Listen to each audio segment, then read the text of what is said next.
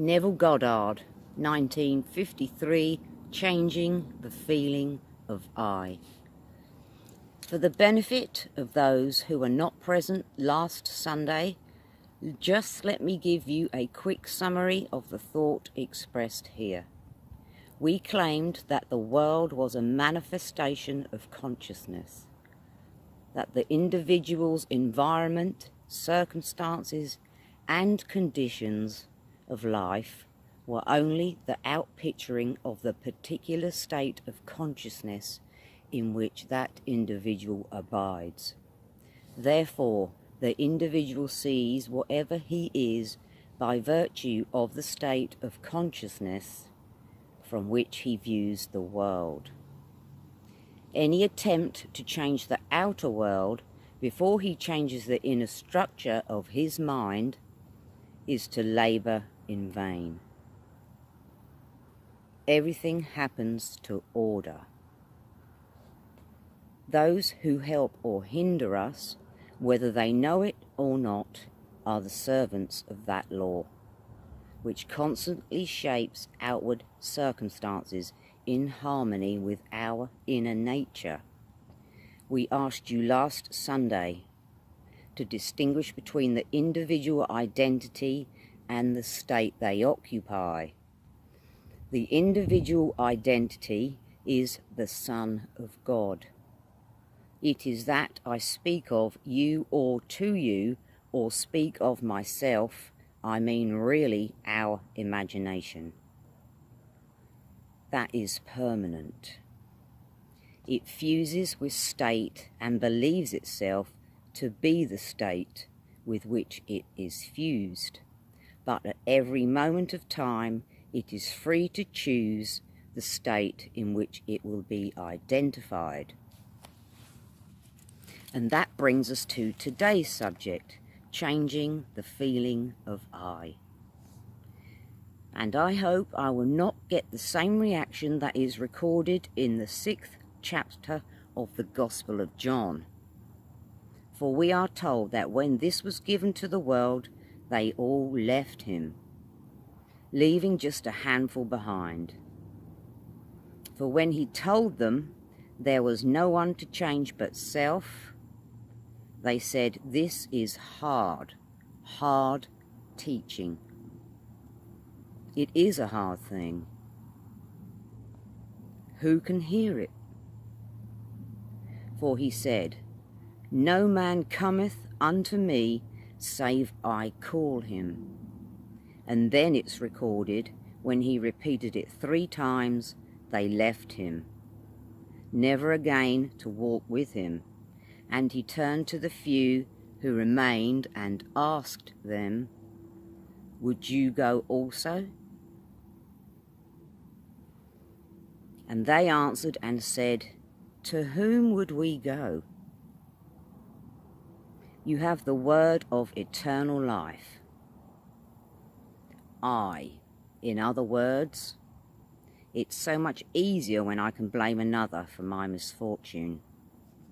But now that I am told that no man cometh unto me, save I call him, that I am the sole architect of my fortunes and misfortunes, it's a difficult saying, so it's recorded, it's a hard saying.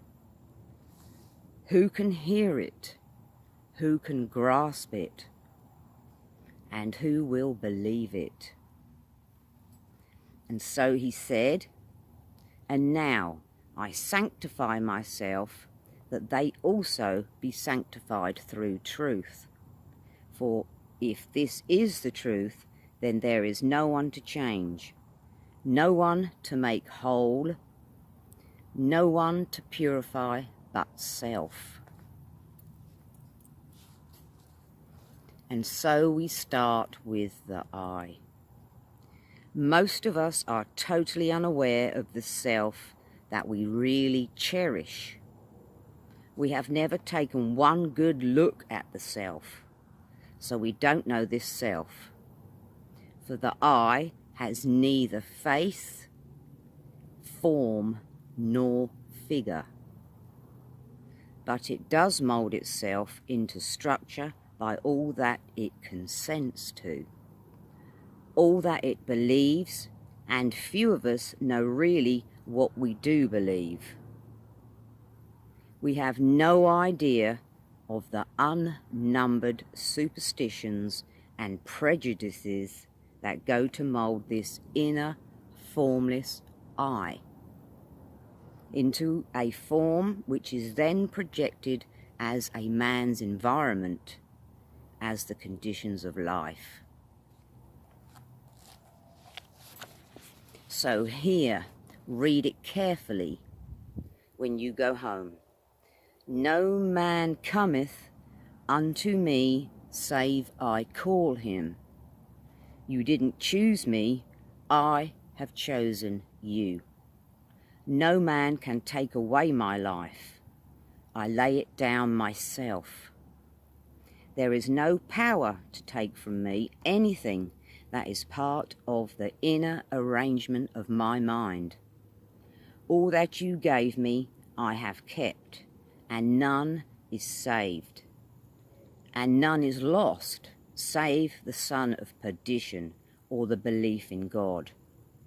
And because nothing can be lost but the belief in loss, I will not now assume loss of anything you have given me that is good.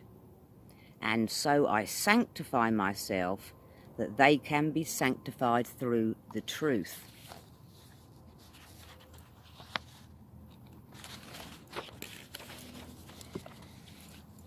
And now, how do we go about changing the I?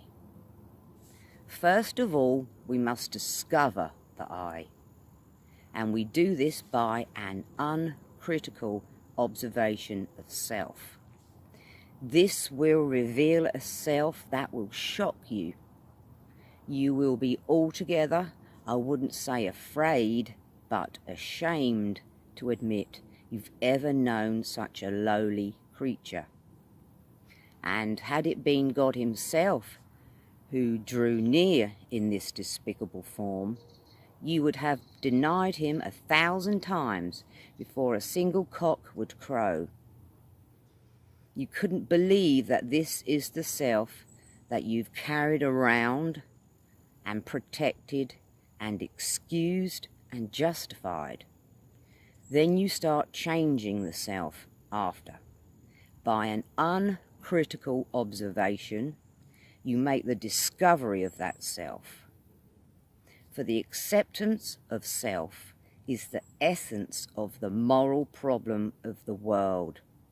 It is the epitome of a true outlook on life, for it is the sole cause of everything you observe. Your description of the world is a confession of the self that you do not know. You describe another, you describe society, you describe anything, and your description of the thing you observe reveals to one who knows this law the being you really are. So you must first accept the self. When that self is accepted, then you can start to change. It's so much easier to take the virtues of the gospel and apply them as the word of life. To love the enemy, to bless those who curse us, and to feed the hungry. But when man discovers the being to be fed, the being to be clothed, the being to be sheltered, the greatest enemy of all is that self. Then he is ashamed, completely ashamed, that this is the being, for it was easier to share with another something that I possess, to take an extra coat and give it to another. But when I know the truth, it's not that. I start with the self, having discovered, and start with change of that self. Now, let me tell you a story. A few years ago in this city, I was giving a series of lectures down near the lake. I can't even recall the name of the lake, but it was some Park View Manor was the place where I spoke. And in that audience was a gentleman who sought an audience before the meeting. And we went across the street into the little park there. And he said to me that he had an insoluble problem. I said, there is no such thing as an insoluble problem.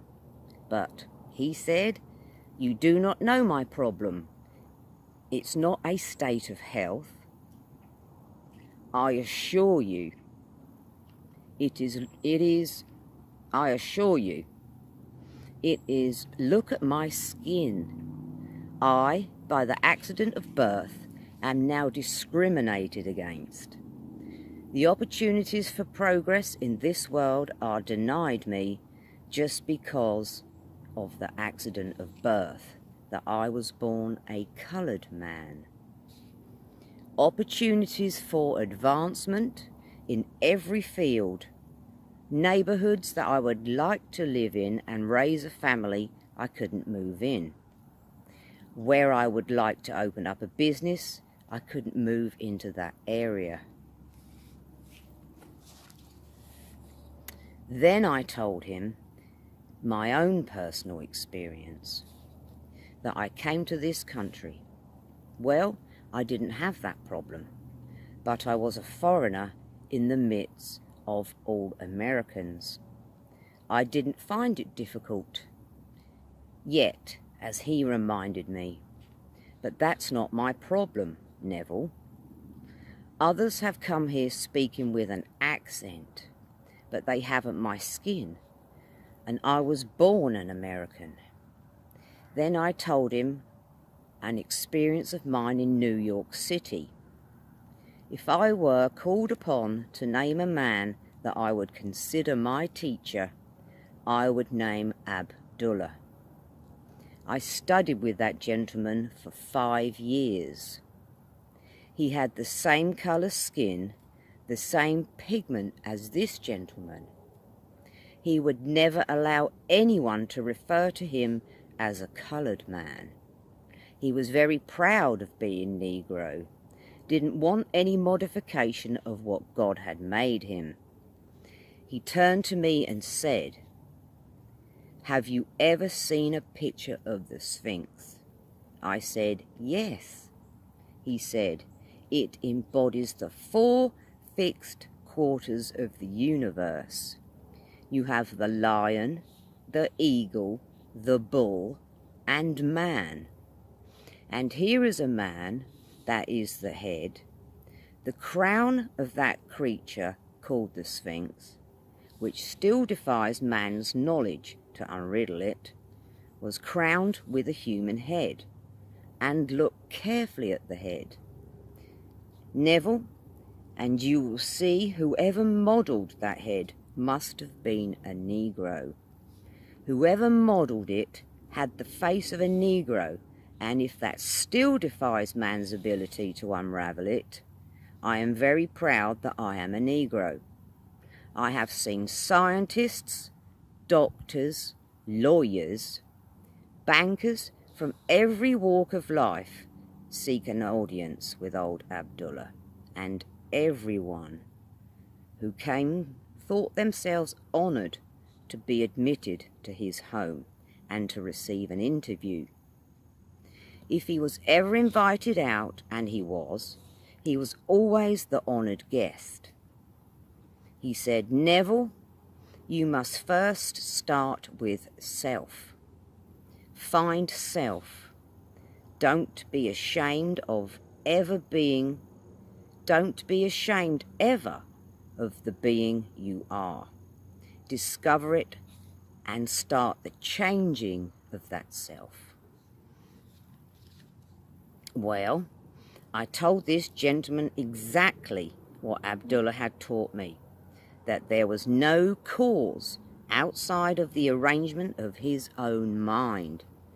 if he was discriminated against, it was not because of the pigment of his skin, though he showed me signs as large as all outdoors, denying him access to a certain area.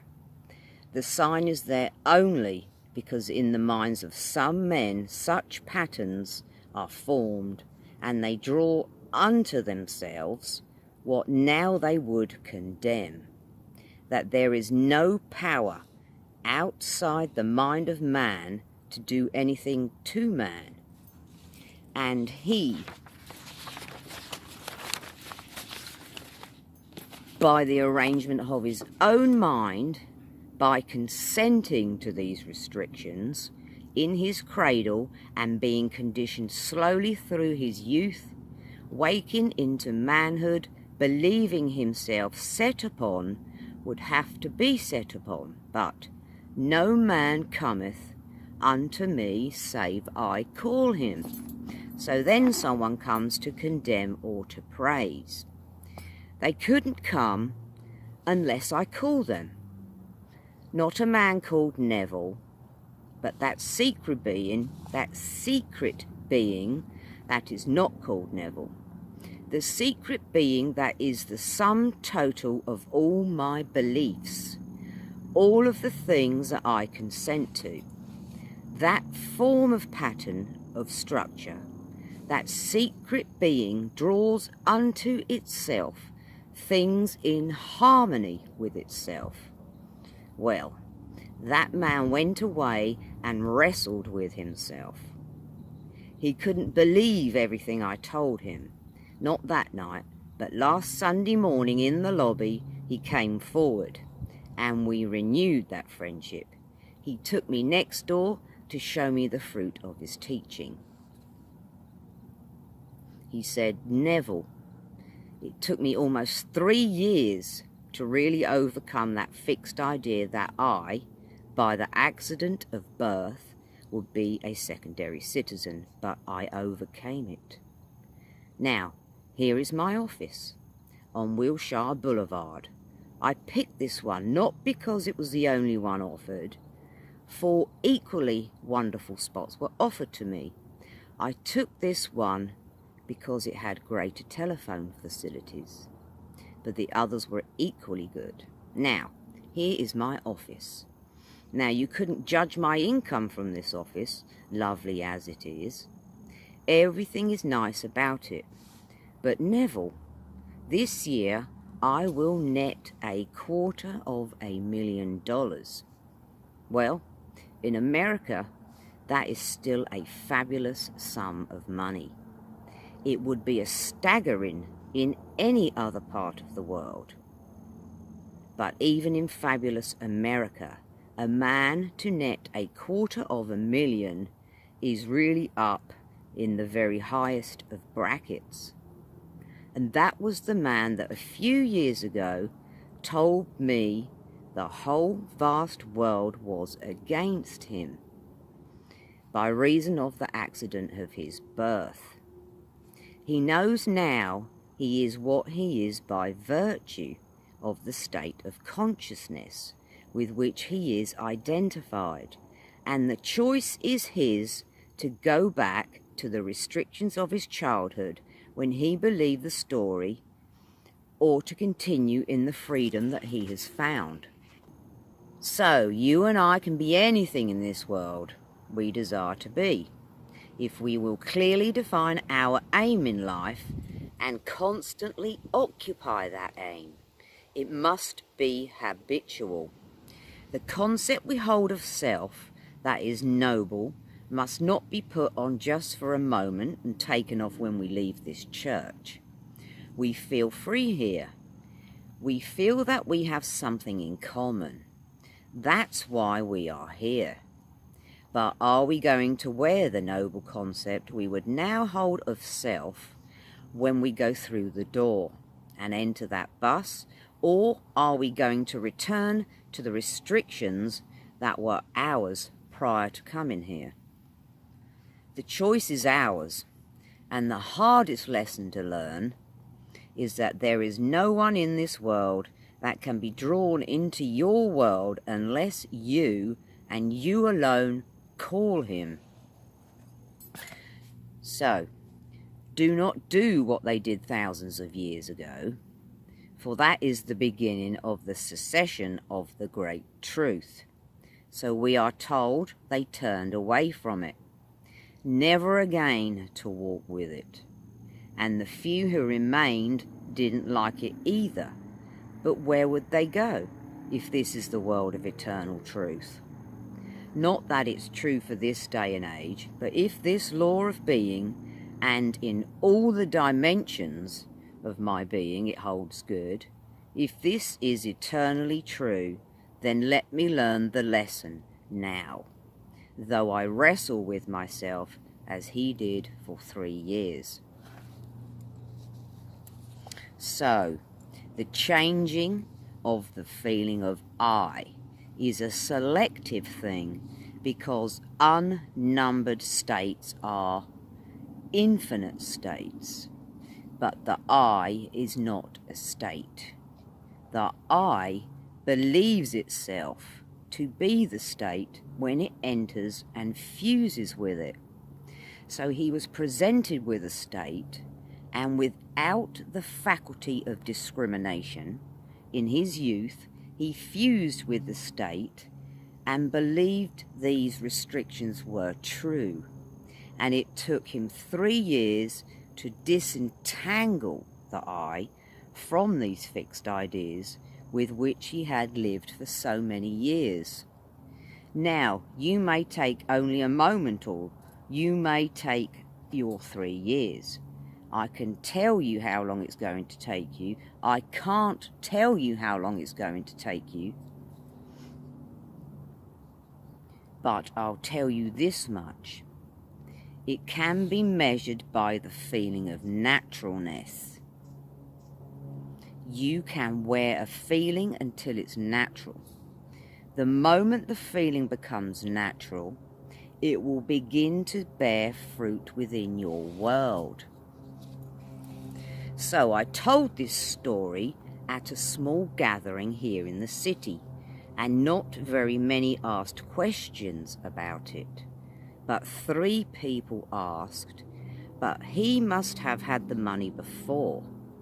He must have known the right people. He must in some way have had some substance to start it. Because how can you go out to loan $100 million and call that a real fact of being, that you have that to loan, and tell me you didn't have someone who had it, or you yourself didn't have it? I did not ask the gentleman about the individual facts of the case. I went into the office. I saw it. I didn't look at his books. He volunteered this information and gave me the figure of $250,000 net for the year. I have not checked or in any way verified the statement. I believe it implicitly, but I will not go along with those who believe that unless you have certain things to start, that you can apply this law. You can start now from scratch and choose the being you want to be. You aren't going to change the pigment of your skin, but you will find your accent or the pigment of your skin or your so-called racial background, and will not be a hindrance. For if a man is ever hindered, it can only be the state of consciousness in which he abides that hinders him. Man is freed or constrained by reason of the state of mind in which he persists.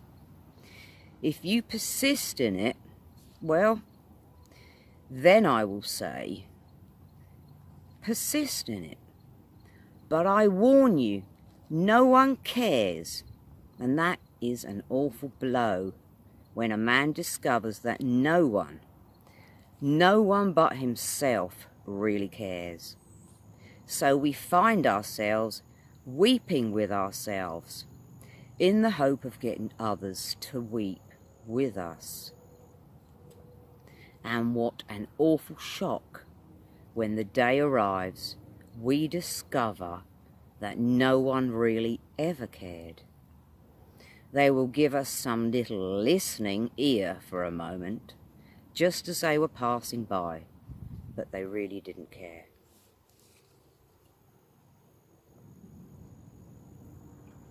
When we make the discovery, we shake ourselves out of it and boldly appropriate the gift our Father gave us before that the world was. So let me show you the gift. You've read your Lord's Prayer, possibly daily, but you read it as a prayer from a translation of a translation, which does not reveal the sense of the evangelist.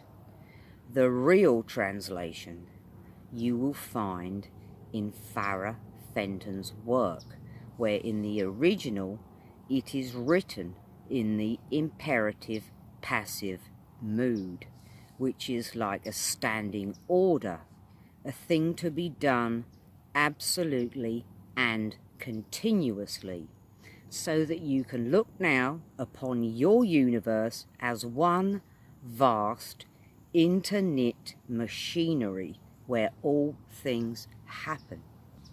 There isn't a thing to become. All things are taking place. So it is written in this manner. Thy will must be being done. Thy kingdom must be being restored. It is the only way you could express it, if you would express the imperative passive mood. But from the Latin form, which our translation was made, there is no first aorist of the imperative passive mood. So we have it in the way we have it, but it does not reveal the intent of the mysteries. If you will see, all things are now. You don't become, you simply select the state that you would occupy. Occupying it, you seem to become it, but it is already a fact. You simply select the state that you would occupy. Occupying it, you seem to become it, but it is already a fact. Every aspect of that state in its most minute detail. It's worked out and taking place. You, by occupying the state,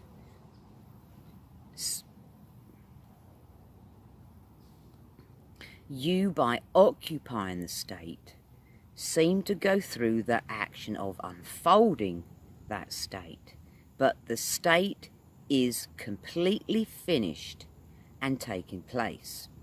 So now you can choose the being you want to be. And by choosing a being other than what you are now expressing, you start the change of the feeling of I. Now, how will I know that I have changed the feeling of I? By beginning first with an uncritical observation of my reactions to life, and then noticing my reactions when I think I am identified with my choice. If I assume that I am the man that I want to be, let me observe my reactions. If they are as they were, I have not identified myself with my choice, for my reactions are automatic, and so if I am changed, I would automatically change my reactions to life. So, the changing of the feeling of I results in a change of reaction, which change of reaction is a change of environment, and behaviour. But let me warn you now, a little alteration of mood is not a transformation.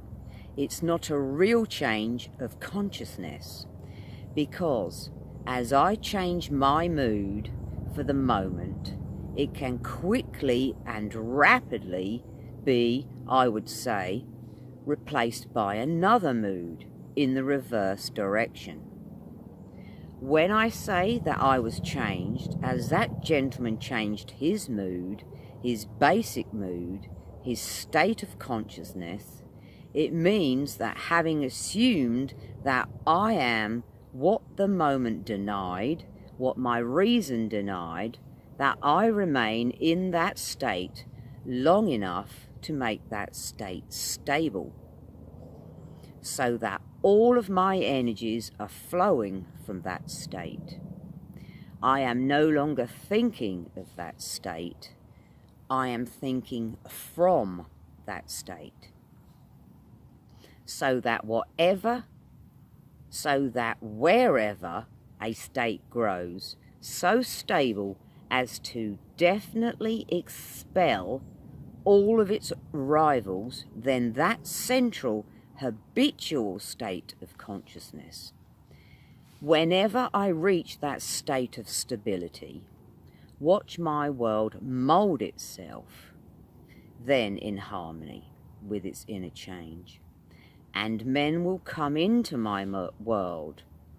People will come to aid, and they will think they are initiating the urge to help. They are playing only their part. They must do whatever they do. Having moved from one state into the other, I have altered my relationship relative to the world round about.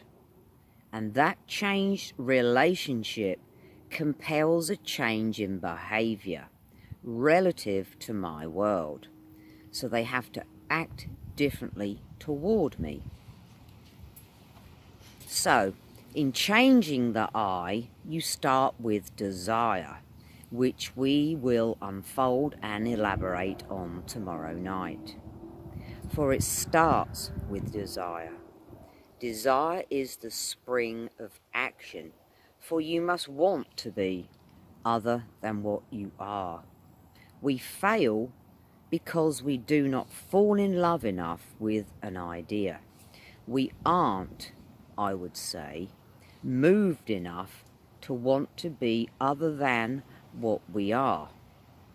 If I could get you to be completely in love with some state to the point where it haunted the mind, I could almost prophesy that you would, in the not distant future, externalize that state within your world. And the reason we fail, we aren't hungry enough to change. For either we do not know the law, or we haven't the urge or the hunger to really bring about change.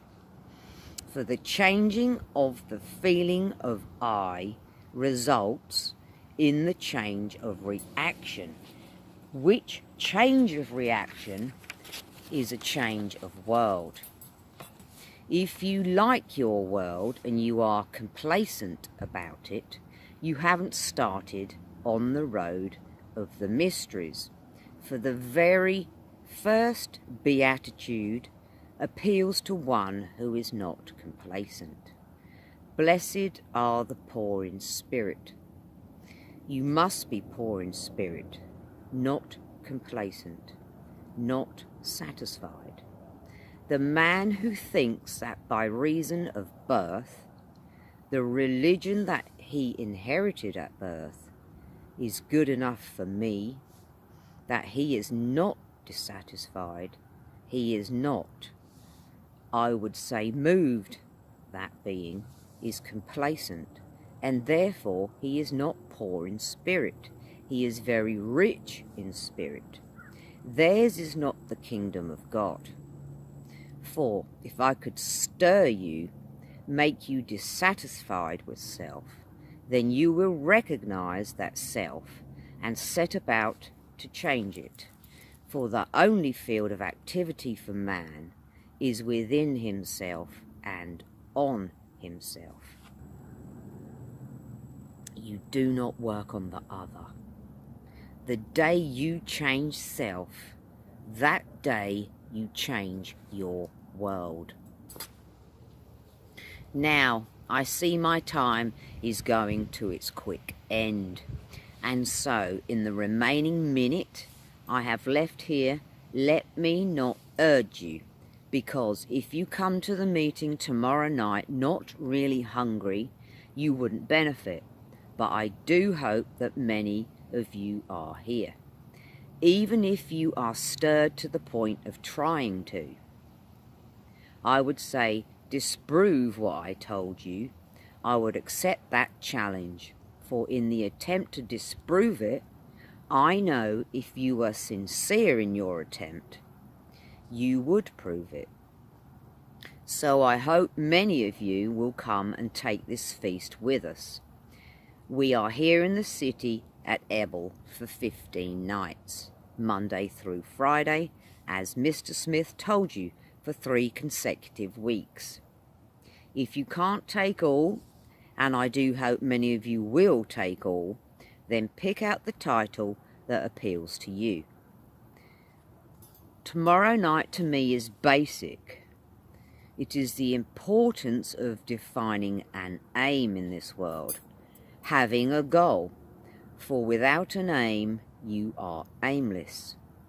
And you were warned in the book, or I would say in the Epistle of James, that the double-minded man is unstable in all his ways. Let not such a man believe he shall receive anything of the Lord. For he is like a wave that is driven and tossed by the wind. That man never reaches his goal. So, you must have an aim, and tomorrow night we will show you the importance of defining desire. There are certain schools who teach you to kill out desire. We teach you to intensify desire and show you the reason for such teaching. Show you what the Bible teaches about desire. And now we will come to the help that many of you have asked for today. Those who were not here on Sunday, let me remind you it is a very simple technique. As I told you on Sunday, any time that you exercise your imagination and do it lovingly on behalf of another, you are mediating God to that man. So we sit quietly and we simply become imitators of our Father. And he called the world into being by being the thing he would call. And so we sit and we listen as though we heard someone congratulating us on having found what we seek. So we go to the end of the matter and we listen just as though we heard, and we look as though we saw, and we try in this manner to feel ourselves right into the situation of our answered prayer. And there we wait in the silence just for about 2 minutes, and so they will lower the lights to aid you. And let me remind you, if you want to clear your throat, please do so. If you want to shift your position in your chair, do so. Feel as though you are alone at home, because if you don't, and you try not to disturb the neighbour, you will not be able to exercise your imagination on behalf of anyone. So now, I will take the chair and just simply listen attentively just as though you heard, I'll make you this promise. The day you are very still in mind and really become attentive, you will hear, as coming from without, what really you are whispering from within yourself. Brilliant lecture, guys. Feel free to share the love, leave a comment, and I'll get back to you. Love you all. See you next time. Need a lecture read out? Leave it in the comments. Bye, my lovelies.